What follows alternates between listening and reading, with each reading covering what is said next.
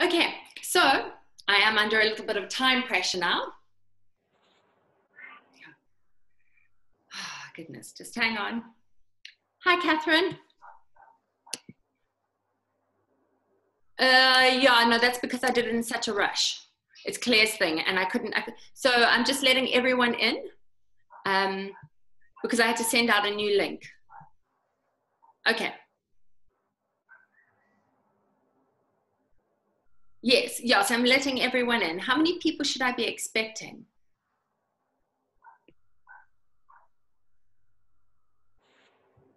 Okay.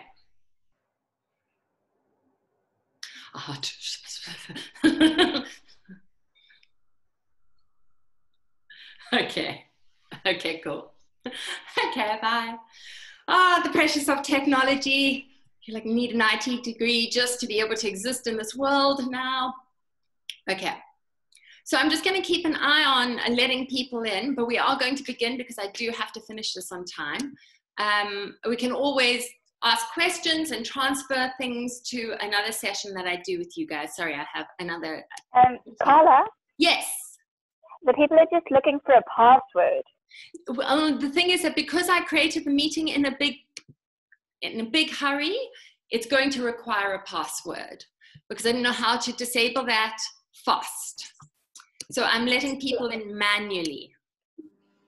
Okay, cool. Fine. Sorry. So I'm going to give it about another minute just to let everyone in manually. I'm like the door person. It's a bit like having, I don't know, I'm the door person for my cat and dog too, my children. So today we're going to look at pranayama. I do kind of sometimes think, so I'm multitasking here. I don't know how much everyone knows about pranayama, what your experience is with it, but I think it's quite an essential part of a yoga practice, depending on how it's taught, but it really is one of the things that weaves a physical practice into a more awareness, mindfulness practice. And it's breath awareness, at least, if not pranayama itself, is very much a tool for focusing the mind. So, and it's taught across so many traditions, breath awareness being slightly different to pranayama, but it does seem to be the thing that is sometimes mentioned in yoga classes, but really has kind of fallen a little bit by the wayside. Yes, no? We will have a bit of a discussion about that. So I'm now going to try and attempt to share my screen with you. I think I know how to do this now. I'm going to go to slideshow and play from start. Fantastic. Please, if everyone can just keep an eye on because now I've gone away from the waiting room. So if you can see somebody trying to get in, try and grab my attention, especially Eon, because I can see him and I can see, no, you're the only moving person. If you can see that someone is attempting to get in, I think maybe. Can I just see? Admit, yes. Oh, look, I can see everyone. So just bear with. I think I've let everyone in now. So pranayama. It is the fourth limb, Patanjali's 8 limbs of yoga. I'm sure you're familiar with this now. I'm sure Firdous has gone over the 8 limbs of yoga with you in terms of Patanjali. So prana is really our life force. It is the underlying sort of fuel or aspect that creates manifestation and propels things into being. Is really to stretch or draw out. If this I can admit all.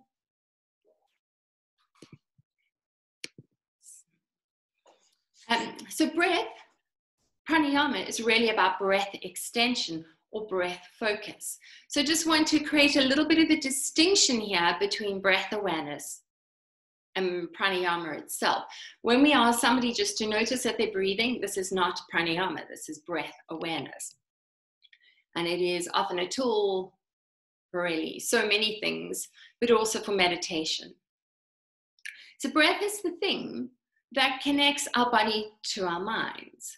And it is the thing of focus that connects our bodies to our minds.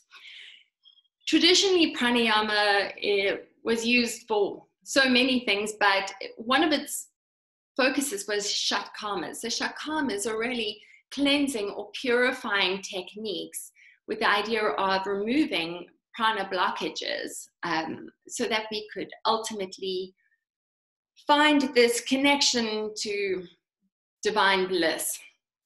It was about liberation. And pranayama was one of the ways that we could manifest, but one of the catalysts for that. So when we focus on our breath, it enables us to mentally focus our minds on something. When we extend this into pranayama, we are thought to be shifting these pranic blockages. It does also physically, pranayama eventually does physically enable the lungs to have greater capacity. It trains the muscles and processes of breath. Patanjali says that practice is effort intended to acquire a tranquil state of mind through focus. So breath focus is about focusing the mind onto something, and pranayama is about controlling the breath. So we're going to touch on breath and the nervous system. I think we have one more person joining us. Yes, we do. Again, I don't know how much you know about the nervous system. I'm really not going to go into it in any detail, other than to say we're just going to quickly talk about the somatic and the autonomic nervous system. So a somatic nervous system is under our voluntary control. You tell your hand to move, it moves. You tell your leg to kick, it kicks. Then we have the autonomic nervous system, which is largely automatic. So your heart continues, it's under its control. Your spleen and liver function, all of that happens without you thinking about it, including your respiratory system. But the respiratory system is slightly different, because this is one part of our autonomic nervous system we can actually access and quite easily shift and maneuver through conscious breath. That autonomic nervous system is divided into two parts, into the sympathetic and the parasympathetic nervous system. So these are functional aspects of our nervous system, and they're better known as your fight and flight, that would be the sympathetic, or your rest and digest, which is your parasympathetic. And we need both. You can't get up in the morning and make yourself a cup of tea, a cup of coffee, unless your sympathetic nervous system is getting you there. Equally, you won't be able to shut down and go to sleep at night if your parasympathetic nervous system is not activated. So they likened it to the accelerator and the brake. Rest and digest is very different to actually, well, it is different to sleep. You can be highly stressed, get a good night's sleep and wake up stressed, or you can actually go into a restful state and be rejuvenated or de-stressed, at least for a period of time. So breath is one of the ways that we can access, and it's our primary way of quickly accessing our autonomic nervous system. And then we can utilize this breath to either activate the sympathetic nervous system, where we can spike our activity or our sense of invigoration, or we can lower it down and activate our parasympathetic nervous system and bring us into a little bit more of a restful state.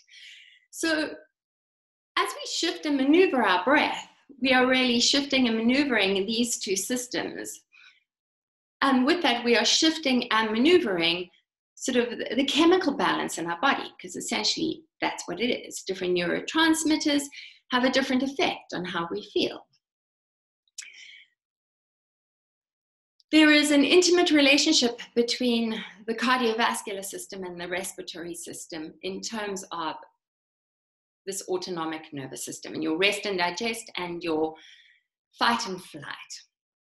Every time we inhale, we slightly accelerate our heartbeat. Every time we exhale, we slightly decelerate our heartbeat. So you can see the connection of breath and all the other systems starting to work. And what this means in terms of pranayama is we can really then shift how we feel, our state of being. We can invigorate or calm. So breath is this wonderful catalyst, and I really do think it's a wonderful catalyst between mind and body. It's the thing that ties our conscious mind to our body awareness. And it really is the foundation of yoga in so many ways. It is what allows asana to become a tool of yoga. Yoga, in its traditional sense, being more mind yoga. So Desikachar, who is Krishnamacharya's son and very connected to Vini Yoga, I see I have a new person joining us, says, when a person attempts to learn a new way of breathing and learning, they by definition are unlearning an old way of breathing and moving. So the idea is that through movement and breath, we can start to shift patterns, with the goal being freedom from our own patterns. Everything we do is composed of patterns, from our day to the way we think, to the way we breathe, to the way we move. And this offers us a new sort of system for breathing and moving. So breath is theoretically quite simple and uncomplicated, excepting it's not, because we are humans, so everything is complex. Dirga breath is also known as whole body yogic breath, and really what that is that we breathe with belly, we breathe with chest, and we start to think about breathing in three-dimensional ways. So often when we think about breath, we think of it as a very front body process, that we get the belly and the chest to move.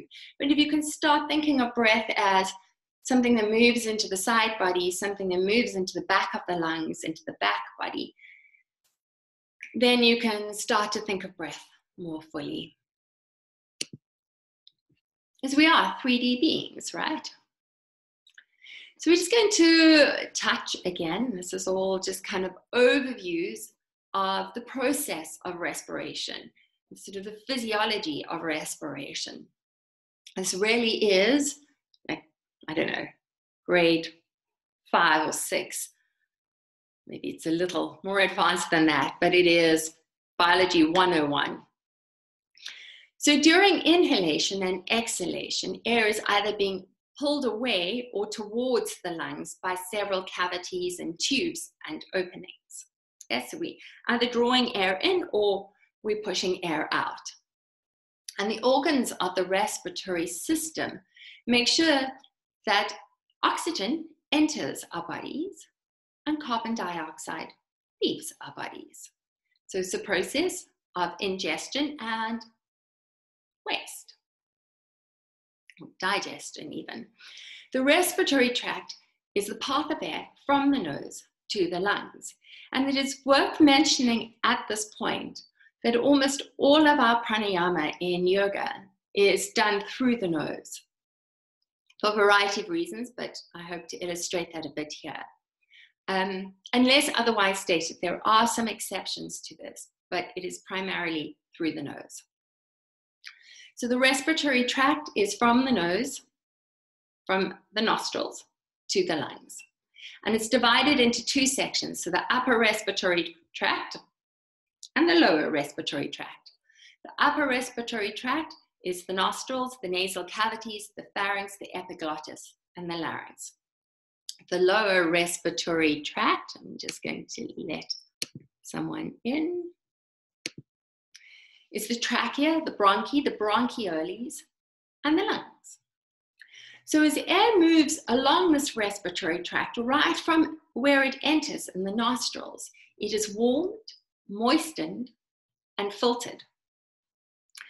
Relaxed exhalation occurs between impulses of breath. So exhalation is our passive part of respiration. And a normal adult has a breathing rate of somewhere between 12 and 20 breaths per minute.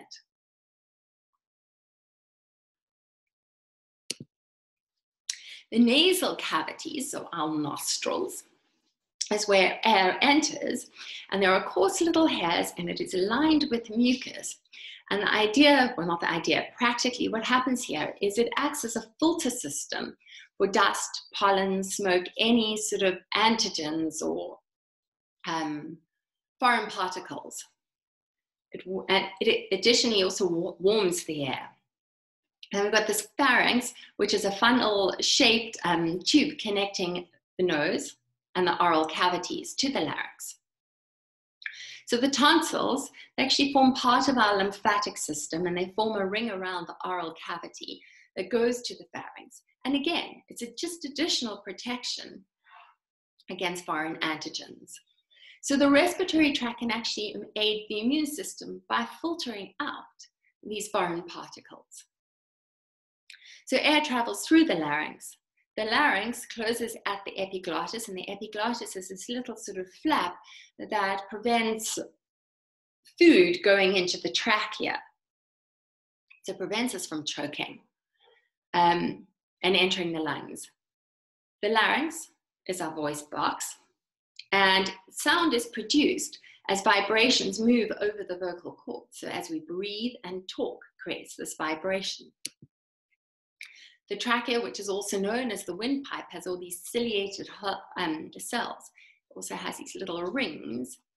And then mucus secreting cells. So again, it's further protection from dust and particles. So the dust will adhere to the sticky mucus where we will either sneeze or cough it back up. And then the trachea, so air will come down the trachea and pass into the bronchi and the bronchioles, and then eventually into the pulmonary capillaries. So there's a lot of oxygen at this point and less carbon dioxide when the air comes in. And then when it diffuses with the pulmonary capillaries, this changes. There's a lot of carbon dioxide in the whole, but less oxygen. And this all happens in seconds. Very clever. So here's just a little guide to show you, and you can see, if we look at how sort of red and live this diagram is, that we have so much of our lining and our sticky mucus is to create a filtration system to prevent all these foreign antigens from getting in. And if we were to breathe out the mouth, it's a whole complex process. But you can see we would then be missing a fair whack of our filtration system. It is also easier for the air to be warmed if it is coming in through the nose. It is also easier to slow down the breath if we are breathing through the nose. And just while we're here, if you will have a look at, so there's the trachea and bronchiole, which then go into these little sacs, but also just having a look at the diaphragm in connection to the lungs. So the diaphragm is our main muscle of respiration. It's a dome-shaped muscle.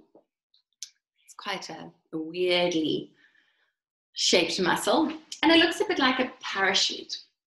It's a unique muscle because most muscles, well, they attach from bone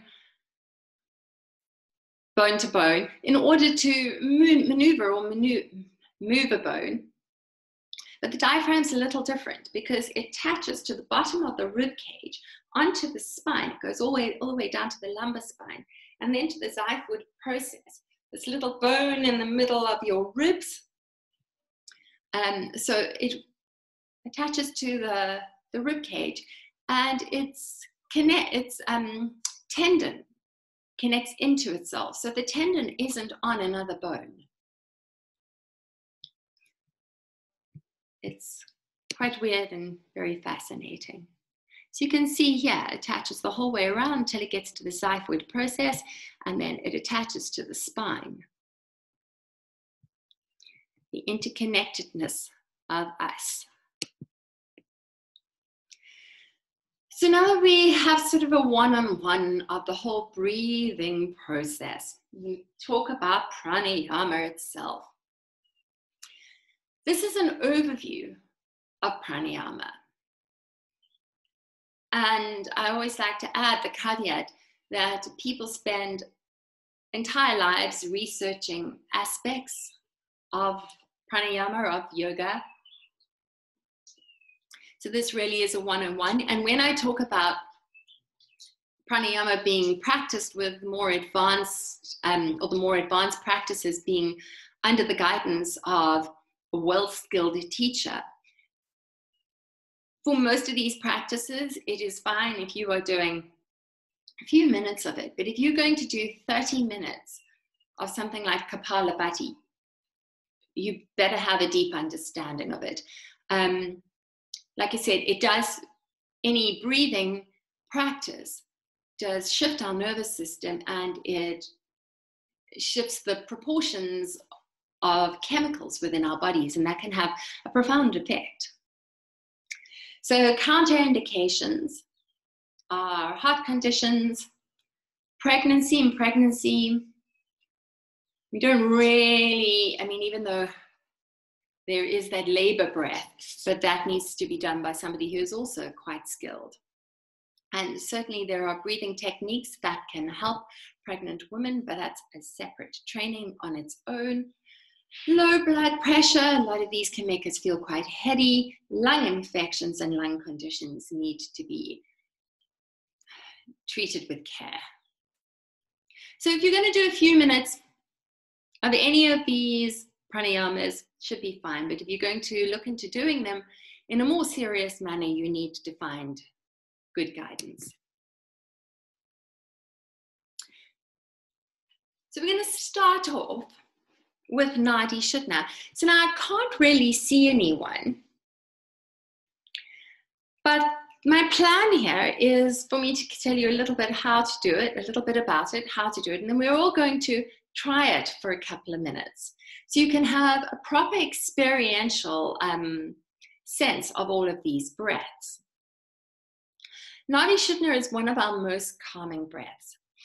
And in fact, I think let's do the breath, and then I will open up for a couple of questions and reflections after each exercise, after each pranayama. So how it's done is we usually use dominant hand, and for most of us, that would be our right hand. But if you are left-handed, please use your left hand. And you have a couple of options with what to do with your hands. You can either hold the middle finger and the index finger into the palm, and then use the thumb and the ring finger and the baby finger as one kind of finger. And you would slide it down the bridge of your nose. And then you would use the thumb as a little stopper, and then the ring finger and baby finger as a stopper. So the idea here is not to push your nose out of joint, but rather to do it really gently. So at the soft part of your nose, you would have this gentle stopper. So we'll breathe in and out of one nostril at a time. Before we begin, I'd like you all to sit up tall. And I'm actually going to stop sharing the side so I can get a better idea of what everyone's doing. Let's do this. Nice tall spine. Fundamentally speaking, if we are really crouching over ourselves, we have compressed into all our breathing apparatus. So you want to lengthen into the spine so that really you're creating room for your breathing system, yes? So with your stopper,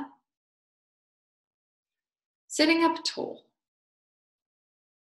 We'll do a few rounds of this. And another caveat before I begin is if shifting your breath doesn't work for you at all, you can just listen and watch. So take an inhale and an exhale. And then you're going to close off the left nostril, inhale through the right. Close off the right nostril, exhale through the left. Inhale through the left nostril. Close it off. Exhale through the right. Inhale through the right. Close it off. Exhale through the left.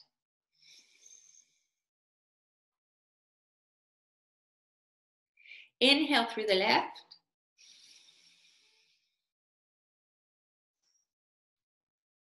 Close it off.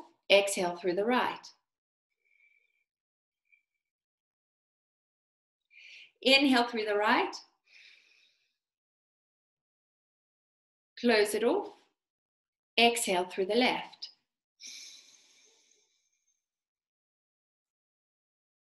Inhale through the left. Close it off. Exhale through the right. Inhale through the right. Close it off. Exhale through the left. Inhale through the left. Close it off. Exhale through the right. We'll do one more round. Inhale through the right. Close it off.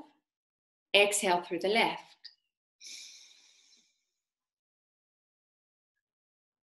Inhale through the left. Close it off. Exhale through the right. You can release both hands to your lap. Just stay here for a moment or two. Just really connecting to your sense of being right now, a sense of energy and how you as an entire field of energy feel.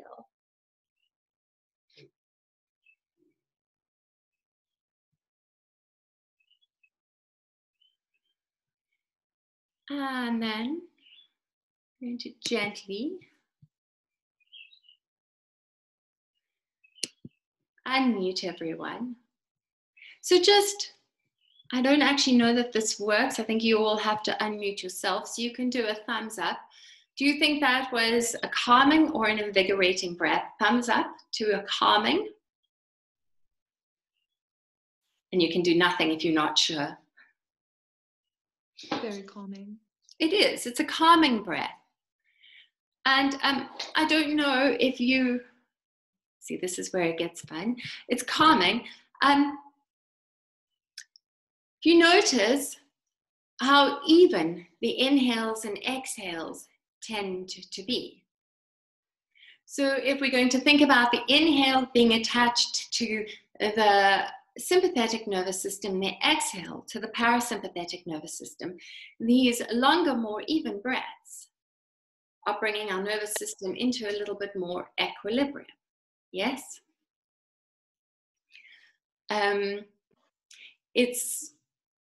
Yeah.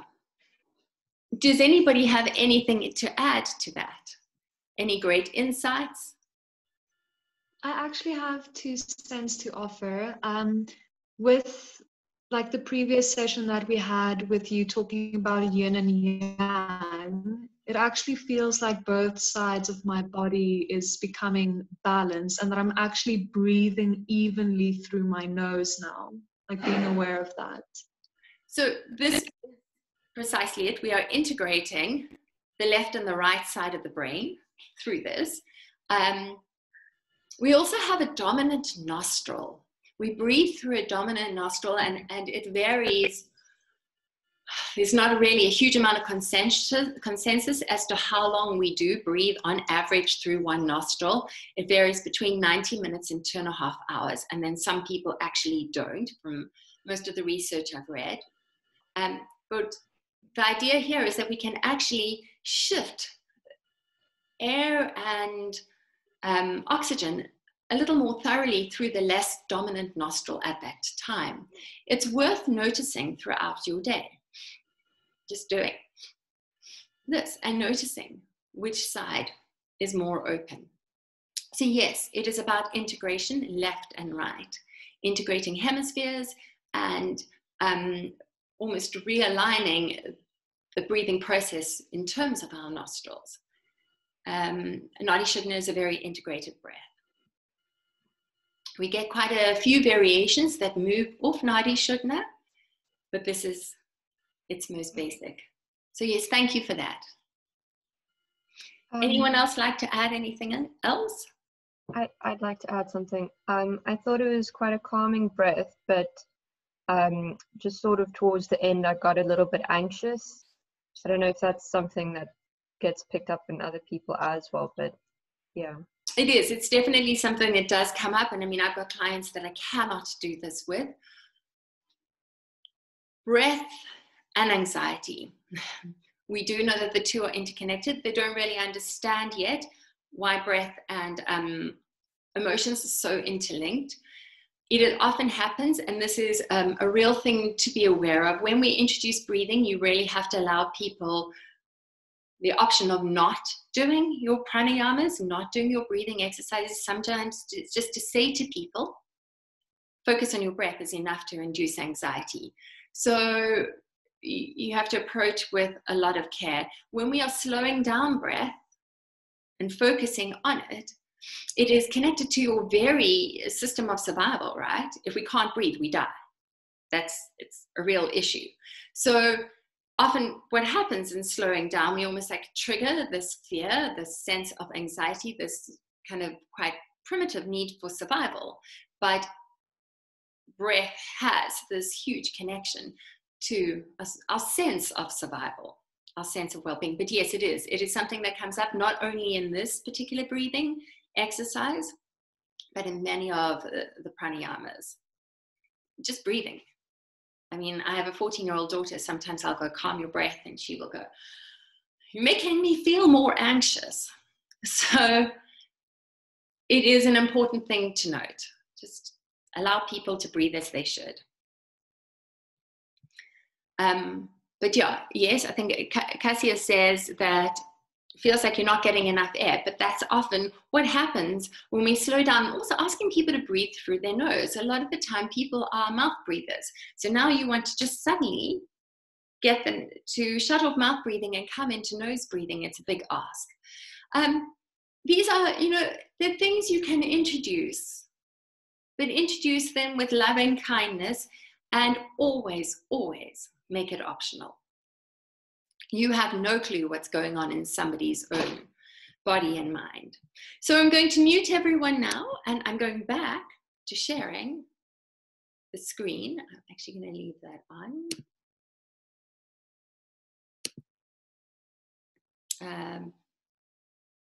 Actually, before I do, I just want to make sure I haven't missed anything from the chats, not leaving anything else. Cool. So back to sharing my screen. Let's go here.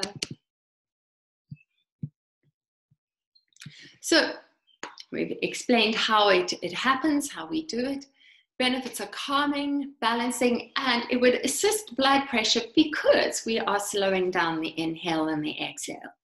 Remembering that interrelationship between our respiratory system and our cardiac system. It's quite complex, really interesting. Bhastrika breath, I love my man. I'm hoping you can see, if you watch his belly, how it expands and contracts. So Bhastrika breath is also called bellows breath. And I don't know if you've seen in any of those movies sort of set around about 18th, 19th century, when they have trying to get a fire going, they have this accordion-like thing that is shaped a bit like a triangle that they would pull out and push together that would blow onto the fire. So it would be a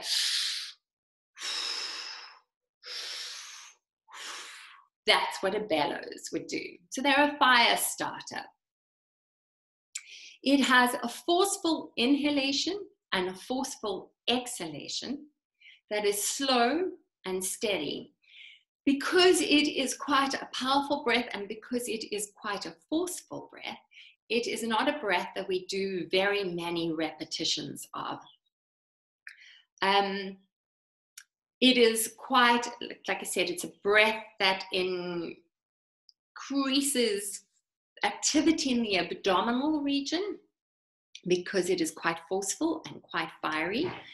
So I'm going to show you, I'm going to stop sharing my screen again. And I'm going to show you, attempt to show you, stop share, how this looks. I'm going to have to actually move away and I might have to take off a layer. I'm going to take off a layer. I don't know if that makes anything clearer. I think I'll turn to the side. And as an abdominal breath,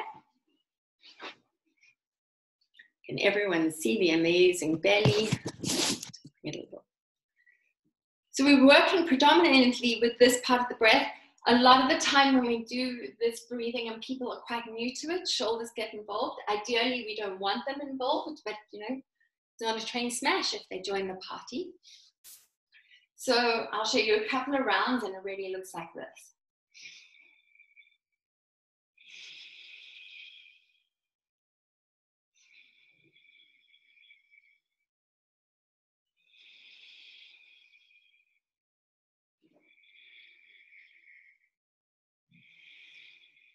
Can you see that I'm expanding and contracting the belly? You can speed it up, it's a little harder. And again, we are going to do it together. Same caveat applies. If you don't want to, if you're not comfortable, please don't do it. You're more than welcome to watch everyone else or watch YouTube videos on it to get an idea of it. But we're going to do 10 rounds. If that is too much for you, please stop when enough is enough. We all need to fly, you know, be our own pilots, fly our own planes. So decide when you are done. Same thing, you want to sit up tall just so that you can have space in your breathing system. Take a deep breath in, exhale it out through the nose, and we will begin.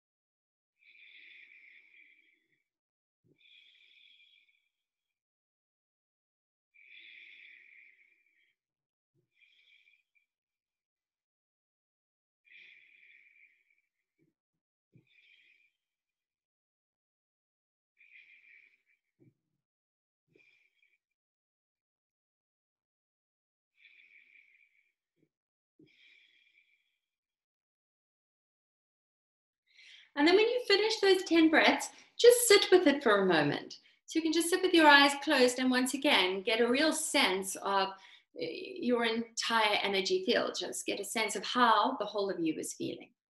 So each breath kind of has an echo, a resonance.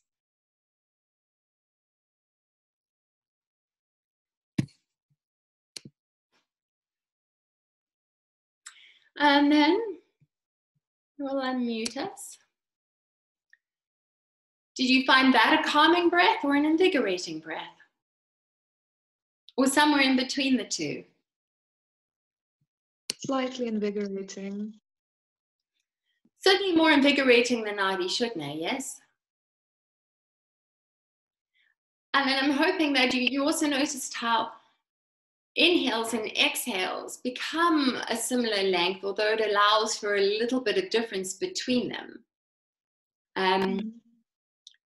If you were going to forcefully bring the inhale and forcefully bring the exhale. It's also a breath that sometimes I can feel myself doing with my jaw. I just have one question. So I know when we exhale, we contract, but once we inhale, do I relax all of my abdominal muscles and allow it to pop out? Yes, absolutely. It's quite, I don't know if relax is really the right word. We kind of really, it's almost quite a forceful inhalation. So it's an expansive inhale. So you're trying to almost allow the belly to pop out to its max and draw into its max. So proper abdominal breath. Yeah, because like when sometimes I'm aware that if I breathe deeply, I'm still contracting my ab muscles slightly. So like just the moment when I'm done exhaling, I allow my belly to pop and breathe into that. Yes, it is that. It's sort of like maximum exhale, maximum inhale. So I kind of know what you mean, that moment in which everything meets its end. I was going to tell you something about this breath and it has completely slipped out of my head. It'll hopefully come back to me. But yes, yes, that was it. That, I grew up in a generation where I was told to keep my belly in, and we tend to want to corset everything, hold the abdominals in. But if you look at our yogic masters, if you look at people like V.K.S. Iyengar and Patabi Joyce, they almost have quite barrel rib cages and big bellies. And I mean, they were like super fit and hugely agile, achieving quite phenomenal poses. And I think that if you think about contracting, generally holding the stomach muscles firm, you are contracting your breathing apparatus. So we almost have to let go, stop corseting our bellies in order to be able to breathe properly. We become quite involved in what an aesthetic should feel like. If you think about sort of corsets of the 18th century, how everything went completely wrong because we're shifting organs and primarily the breath. Breath is one of our greatest aids to immunity. So this idea of being able to relax into breathing is an important thing. It's a nice word to be able to, I mean, this is not a very relaxed breath, but certainly with any breath, just to allow the belly to pop out. It's a bracing action. Any other questions around that? So somebody has said, Christina says, feeling a little dizzy, like when you come up too quickly. We have increased the amount of oxygen, carbon dioxide transference. So we have shifted the chemical conditions in your body. So that is what will create the dizziness from suddenly blowing off a bit more carbon dioxide, increasing oxygen intake. It's kind of cool that you felt that because it gives you an idea of things like low blood pressure or high blood pressure, how this kind of breathing exercise then would be inappropriate. Yes? So you have to really know your clients. Again, if somebody has high blood pressure and they do 5 of these breaths, it probably won't hurt them. But if you're doing half an hour up a streaker, it's something to consider. So we are going to go back. I'm going to go back to muting you all, and we're going to move on.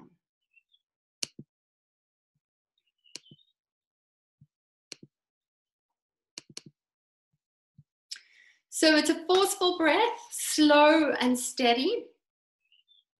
So to strengthen the lungs, which if we do, and tone the abdominal organs, I could feel my morning cup of coffee really moving. When we breathe with the belly, it can also assist in aiding digestion, but it also gets breath, by the way, into the lower lobes of the lungs, which is quite important, particularly for people who tend to be more chest breathers. So Kapalabhati. breath of the shining skull. Kapalabhati is kind of a harper streaker, but it tends to be done in a much faster way, so we have higher repetitions of it.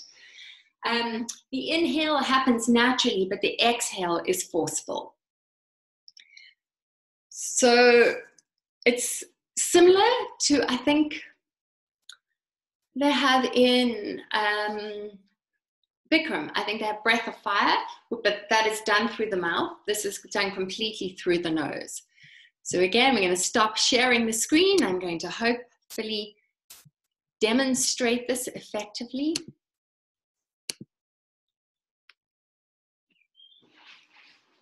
I will show you from both sides. Get off this support. So it is, can everyone see? I mainly just want to see you to see my belly. It is an abdominal breath again, and the exhale. The inhale happens naturally. So again, most people when we begin it, they do a lot of this action. Don't worry about it, eventually comes. We want to more or less isolate the abdominal organs, and it happens through the nose, and it pretty much looks like this.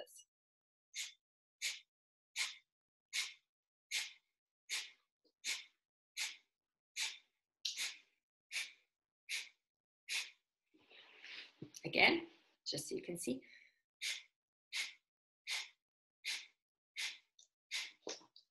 Yes? The trick to Kapalabhati is not to overthink it. The moment the brain starts getting involved in how things should look and be, then we usually head into a whole lot more trouble. But it is an abdominal breath, and we are going to try it. If you are prone to lightheadedness, maybe do less, and just so you can get a feel for it.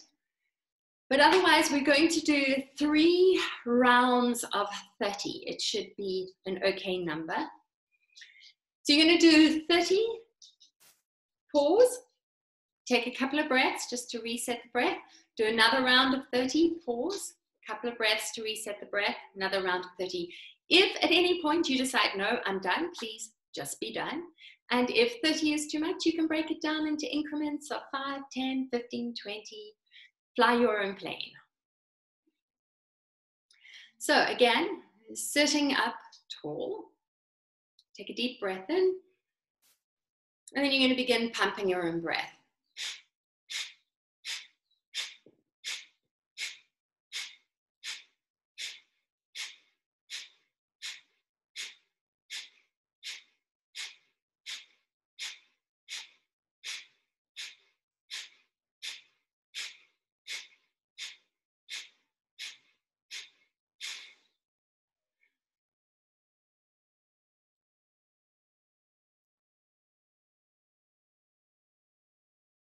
And then when you're ready, beginning in the next round. Remembering that you can adjust your own tempo.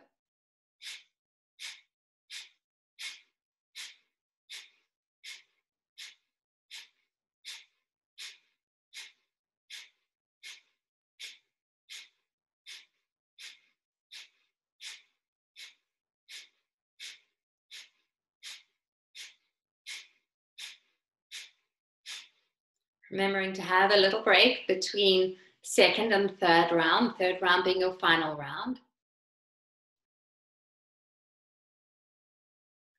And then continuing with the last round of 30.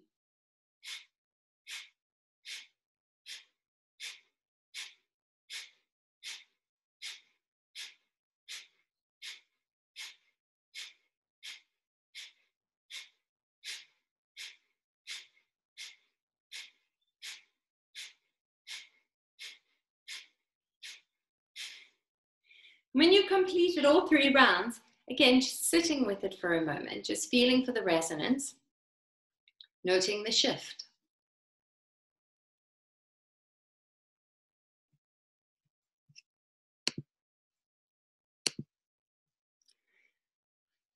So, again, invigorating, calming, not sure. It's quite an invigorating breath. So it's blowing off large amounts of carbon dioxide. We're increasing the oxygen intake, and that often tends to make us quite lightheaded. We're changing the chemical shift in our bodies. And yes, it is, I also call it snot flying breath. It'll quickly clear out the nasal cavities. So if we're going to think about breath in terms of energy and breath in terms of, or rather energetic fields, trying to find an application of these breaths that we've done so far to a yoga practice.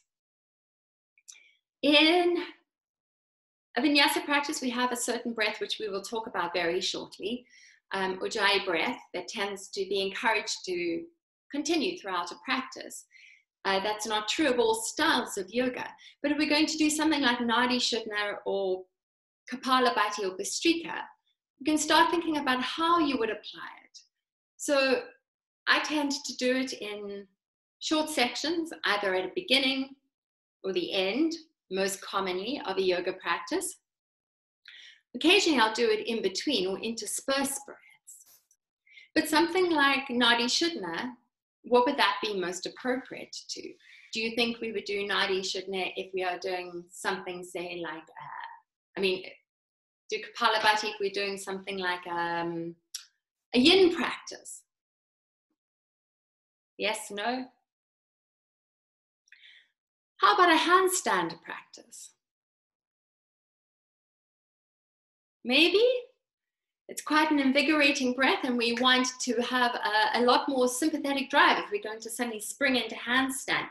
Maybe not just before we do the handstand, but start of a handstand practice if you're going to do a dynamic flow. Maybe if you just want to elevate the mood of a practice, it can be quite nice to invite these breathing practices in. And Nadi Shodhana, something like Nadi Shodhana, very calming breath. Do you think it'd be appropriate to say something like a dynamic handstand practice? Unless perhaps we've finished our dynamic handstand practice and it's first thing in the morning and or last thing at night, and we want to get everyone to bed. Then it'd be a nice way of balancing it out. So thinking about how you want to direct people, how you want to encourage their feeling thought process, either beginning or the end or in between a yoga practice, breath can help us do that. Anything else to add to Kapalabhati? It is also called breath of the shining skull. And the idea here is that we actually clear out our frontal lobes. That allows us to think in a more clear and dynamic manner. I don't know that it actually does that, but it certainly wakes me up. Anything anyone would like to add to it? You're welcome to unmute yourself. I'm sure I've tried to unmute everyone. Do you think that with certain breaths, it could maybe not hurt the stomach, but if you maybe have like a bigger belly or something like that, that it might just sort of put a bit of pressure on you? I don't really think it will hurt the stomach. Our stomach endures far more than breathing dynamically. I think if there are underlying conditions for a person, which is why we should have these indemnity forms when people walk in, asking them about their conditions. This is maybe not a breath you would practice with someone. I think it's more about knowing your people. And I mean, certainly if you're teaching 40 people, you cannot be privy to everyone's underlying conditions, which is why we need to teach people to fly their own planes, right? So you give them contraindications, always giving people the choice of opting out, not doing it. I don't think it's going to hurt your belly unless you have an underlying condition. If you've got, in fact, you can feel how it could possibly help with toning the abdominal muscles. Does that answer your question? Yeah, that does. It was quite nice because I've done most of these breaths, and I was actually going to ask you about like whether sort of certain yoga practices have certain breaths or whatever, but most of these the 3 that we've done now, I actually did them in Kundalini, rather than any other yoga practice. Kundalini is all yoga kind of should be built to some extent on breath.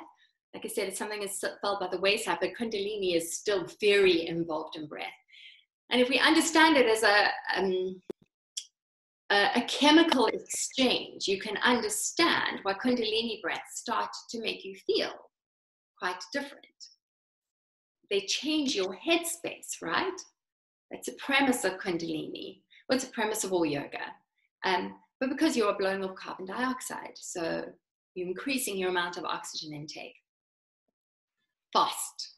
Yeah, my partner and I, we did the Kundalini class together, and he's not very into yoga. Like, he does it because I sometimes drag him to it.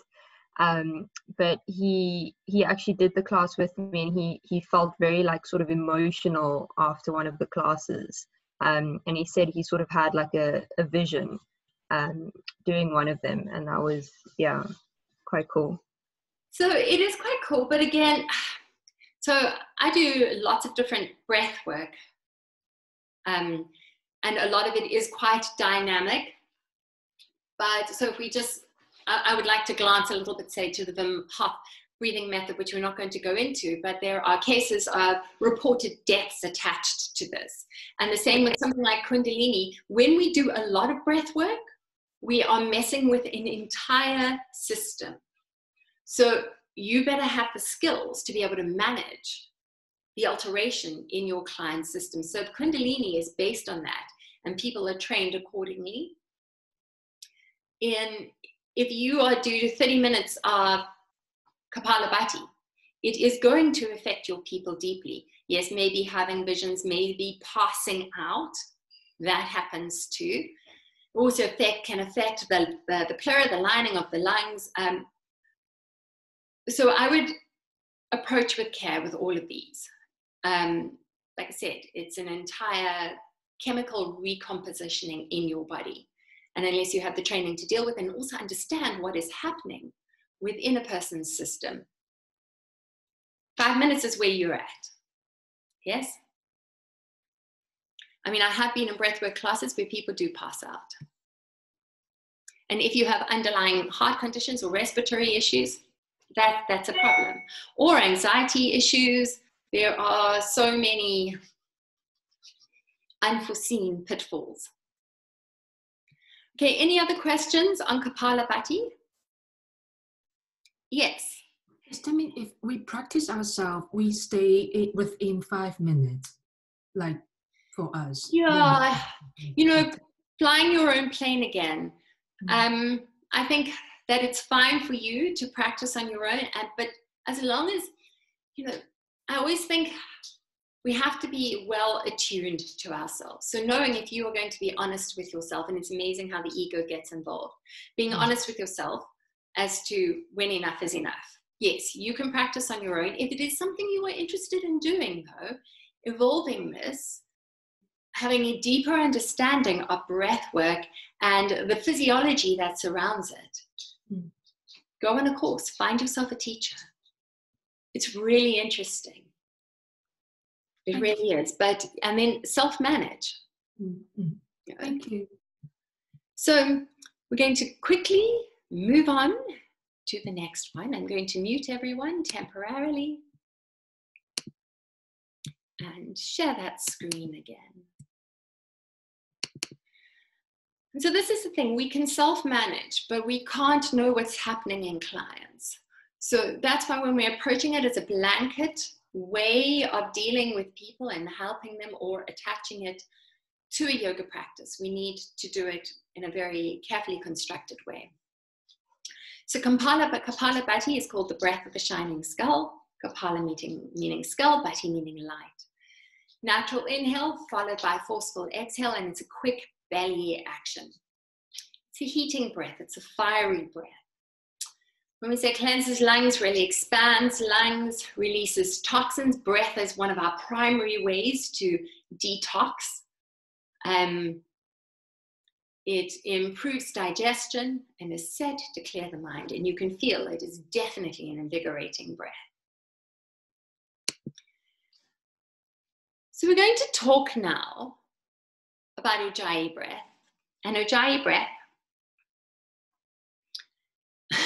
sorry, it always makes me think, Ujjayi breath, I also call it Darth Vader breath or breath of the ocean. It is called victorious breath. When I think about Ujjayi breath, I think about going to yoga classes where you can hear that one person from across the room who is breathing like a, Darth Vader on steroids. That I can't even do it. But it is the breath that we connect vinyasa yoga poses with. It is the breath that largely we connect Ashtanga poses with. It is only really in the practice of vinyasa and Ashtanga that this breath is used to connect poses. In practices like Iyengar or Hatha yoga, and I'm not sure, but I think Bikram yoga, breath is done, any pranayama is done as a specific exercise post, during, or before the practice. I do like Ujjayi breath, but it is also a breath that within a vinyasa practice, you are told to engage, but most of the time are never taught to do, right? If you know Ujjayi breath, engage in Ujjayi breath. If you have never been taught it, you probably don't know what that is. So how we achieve it, we create this little Darth Vader sign. And by the way, one of my favorite, very traditional yoga books, the Bihar School of Yoga, they start off by saying your Ujjayi breath should just be loud enough for you to hear, not the person at the other end of the earth. So it's just a soft, raspy breath, the soft, wispy breath that is achieved by partially closing the back of your throat, the epiglottis.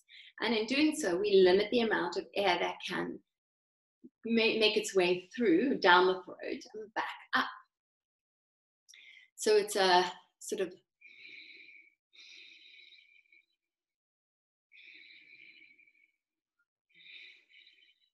again done in and out through the nose. The easiest way to teach this, I find, is the mirror. If you tell people, pretend you are misting up a mirror. So in order to do that, you do need to open your mouth, and it would be a You're going to mist your mirror slowly though. So the idea is not to mist it at speed, but slowly.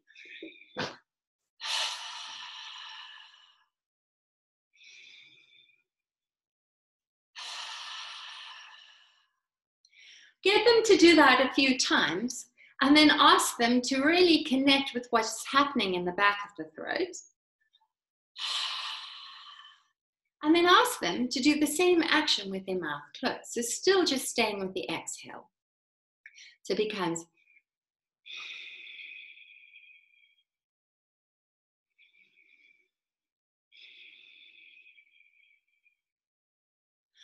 once they have more or less got the exhale action, you can then introduce the inhale action.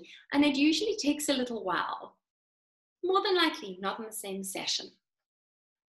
So once you're familiar with this action of partially closing the back of the throat, and you've got that exhale, and it's nice to get people to engage their exhale. It helps activate that calm part of our nervous system. Then you can get them to inhale. You can, in the same manner, you can get them to remist their mirror, but feel like they're drawing breath in. So you can get them to do the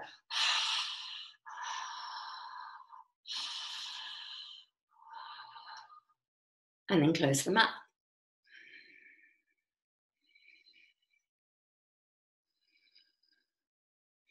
Yes? So these are just methods for teaching it. It is a breath I really like. It's quite hard to breathe with Ujjayi breath and breathe in a panicked way. It's quite hard to breathe with Ujjayi breath and breathe fast. So it enables, the other nice thing about Ujjayi breath is it has a very distinct slow paced sound. So it enables us to engage another sense, to connect our sense of hearing to our rhythm of breath, and ideally our rhythm of practice, right? Which brings us to another thought, that if we are going to breathe slowly, and we are breathing in this Ujjayi manner, which should not be fast, we want to be able to get a rhythm going. It doesn't have to be any specific rhythm, but we are again looking for an evenish inhale, evenish out breath. If we are going to do one breath up and one breath down, as we do in very many fast, manically based yoga practices, are you effectively breathing? That is my question. If I am going to come up and come down, it is going to be quite rapid breath, yes, to really get our inhale up, inhale down. We'll talk about that when I mute you guys. But just to start thinking about how fast we breathe and how breath affects the practice. And if we are going to ask people to move with breath, that then implicates breath and your nervous system in a yoga practice. So just something to think about. So in Iyengar, like I said, it's practiced as a separate practice, not necessarily engaged in the practice itself. I quite like to have this rhythm of breath to practice with. It really allows me to almost be, I don't practice that much with music. If I'm practicing my own, so it becomes this beautiful melody. And in something like Ashtanga, it is the musical practice, the sound of breath. As best you can, we are going to take about a minute's worth of Ujjayi breath. You can do it sitting up tall, eyes closed. And if you're not familiar with it, you can just practice that mirror out breath.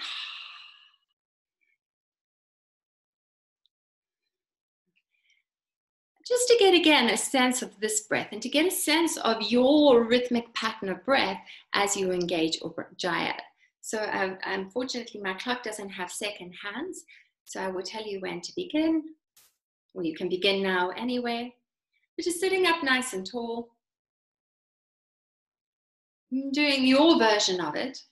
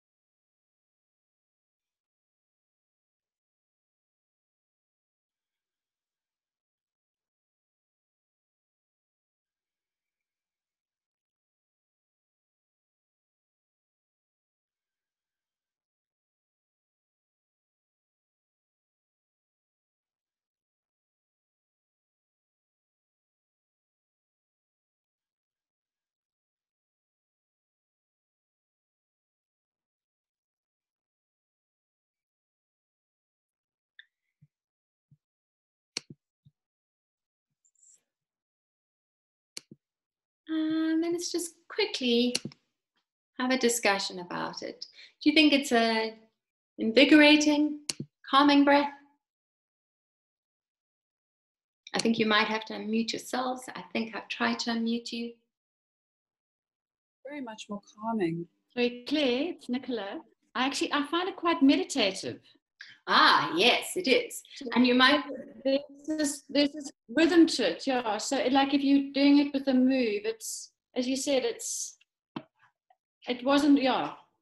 But yeah. Meditative in an energized way, not in a...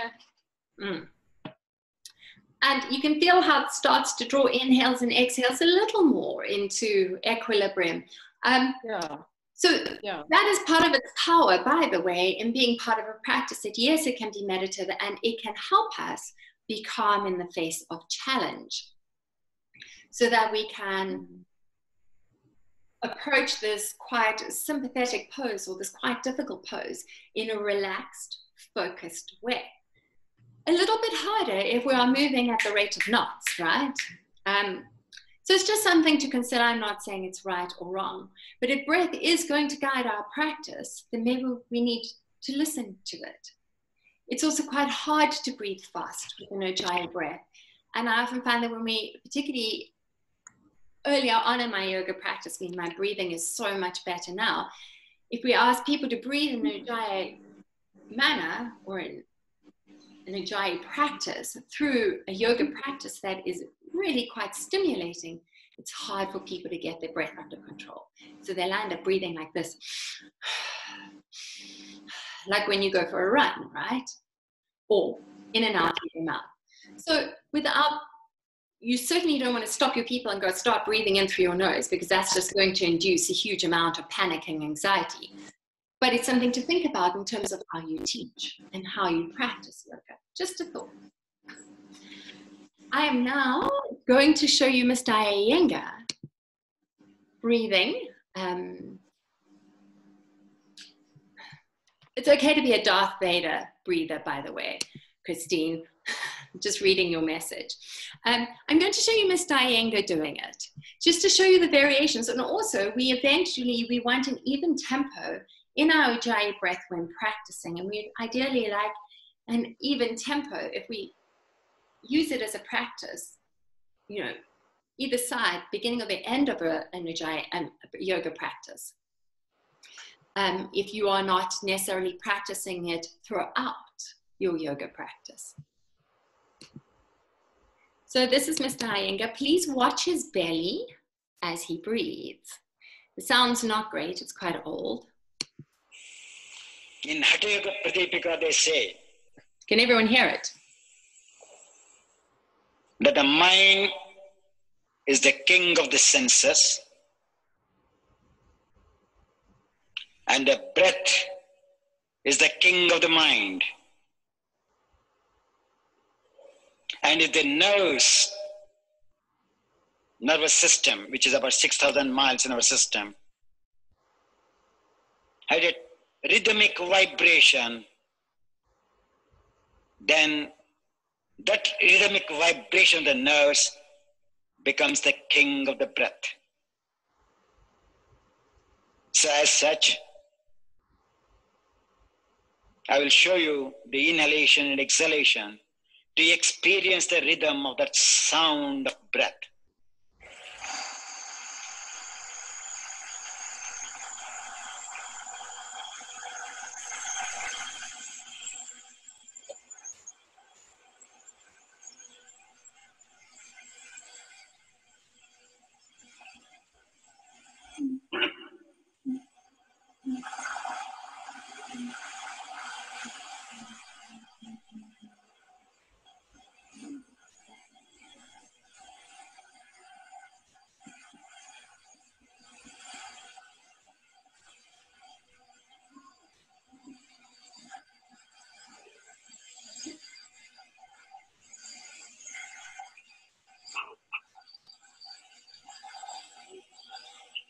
That is inhalation. So that was his inhale.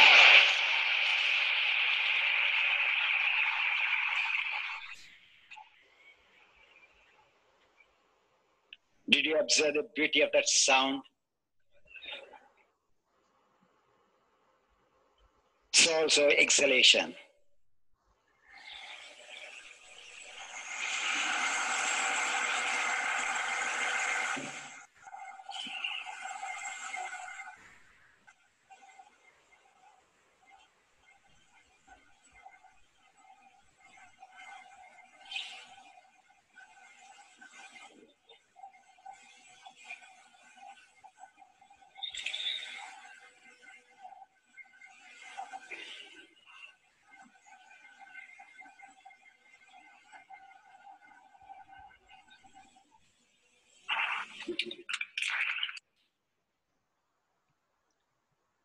Mr. Iyengar. Oops. In Hatha Yoga Pradipika, there we go. So that's Mr. Iyengar. You see how well he does an Ujjayi breath. So, but it's also years of practice, right? With all of these breaths, breathing pranayama like anything else, it's a practice. So you can't take your people who have spent years with suboptimal breathing patterns and expect them to do that, or get an Ujjayi breath, or be comfortable with an Adi Shodhana, or suddenly breathe through their bellies as opposed to through their chests. It is a practice. And we practice through these breathing processes, we practice through mindfulness, we practice through asana, we practice a shifting our nervous system slowly, slowly, brick by brick, moment by moment. So that eventually, I mean, you would never call yourself a runner after one run. You become a runner after years of running, right? The same with anything we do. So we have to, particularly breath, approach it with care.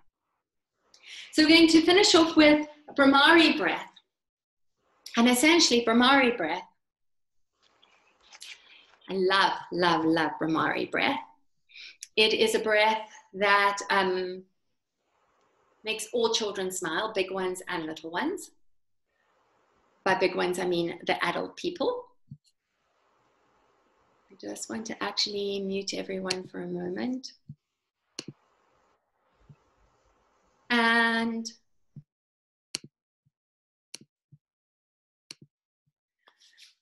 essentially how we make Brahmari breath, ideally we would do it with eyes closed and mouth closed. Eyes closed, mouth closed, ears closed. But you don't have to do it that way. And normally I would do it as a collective, but we're just going to do it independently today. Essentially how we make the sound is we make the sound of a buzzing bee. So here you go, your bzzz. Ideally we do it with the mouth closed though. So you would do your bzzz, then close the lips. You can undulate your buzz. You can keep your buzz consistent. You can have a high buzz, a low buzz. You can play with your buzz, but we're all going to buzz. So, sitting up nice and tall. And close your eyes.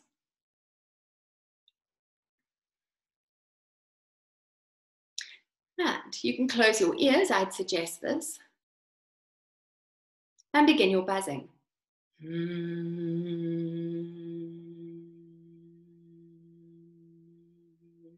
We're going to take 10 buzzes.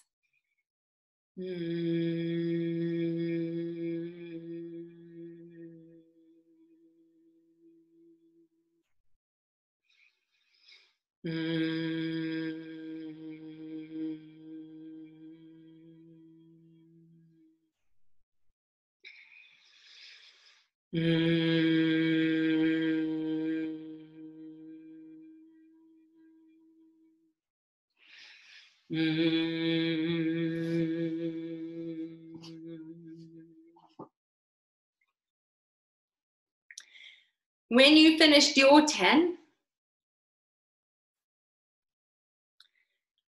just stop.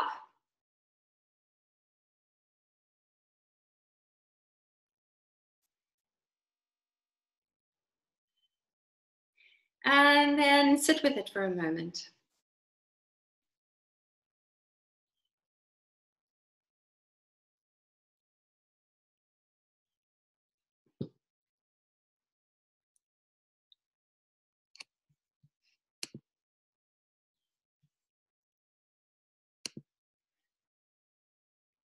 So, calming, invigorating breath, calming, yes? Unfortunately, I do have to quickly go, but just before I leave, I would like to just say, first of all, one thing you might notice about the breath is a long exhale. So it really is extending in the exhale. And that is partly what gives the calming sensation. The other thing is that breath, you might have noticed, has a big resonance to it, almost like a chant. You can actually almost feel a vibration in your body, right? So chanting affects us in a certain way. So does talking. Everything affects us in a certain way. But this is a lovely way of almost replacing chanting and really getting people into a sort of Zen mode, a calm mode. It also makes people smile. The other thing I'd like to add about this breath quickly before I leave, because I have to teach now at 10:30, is that one thing it does is it stimulates our vagus nerve, which is a long nerve that runs through our body. One of the ways to tone it is through this breath. If you have any questions, I'm sorry to leave you quickly on a limb, but if you have any questions, please, firstly, SMS me, email me, find some way of asking me. I'll be more than happy to answer your questions. I hope I've given you enough to start playing with, an understanding of how breath can affect us and how you can start applying it to your practice. Yes? Thanks so much, Claire. Thanks, Carla. You're welcome. Sorry, I'm on Claire's Zoom. Oh, Okay. sorry, Claire. Thank Please you. don't speak. Bye. Whatever Thank you you like. so much. Bye. Thank Bye. you. Bye.